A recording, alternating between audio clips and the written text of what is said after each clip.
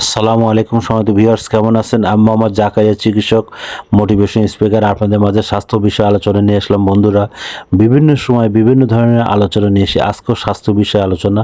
অনেকে কমেন্ট বক্সে কমেন্ট করেছে যে ইদানিং যেসব অনিয়মে মাসিক বন্ধ হয়ে যাচ্ছে। তো বন্ধুরা, কেন এই মাসিক বন্ধ হয়ে যাচ্ছে, এই ভিডিওটা প্রথম থেকে শুরু করে শেষ পর্যন্ত না টেনে অবশ্যই শুনবো। প্রথমে একটা লাইক দেবো, সাবস্ক্রাইব করবো, নোটিফিকেশন অন করব, পেজে ফলো দিব, তাহলে স্বাস্থ্য সম্পর্কের নোটিফিকেশন আপনাদের কাছে পৌঁছে যাবে। তাহলে বন্ধুরা, মনোযোগ দিয়ে শুনুন। যেসব অনিয়মের মধ্যে প্রথমত যেটা দেখা যাচ্ছে যে আপনারা যেগুলো পিল খাচ্ছেন, সেই পিলগুলো কিন্তু আপনার এক্সপায়ার ডেট বা বিভিন্ন এলোমেলো খাচ্ছেন, সেখান থেকে কিন্তু বন্ধ হয়ে যাচ্ছে।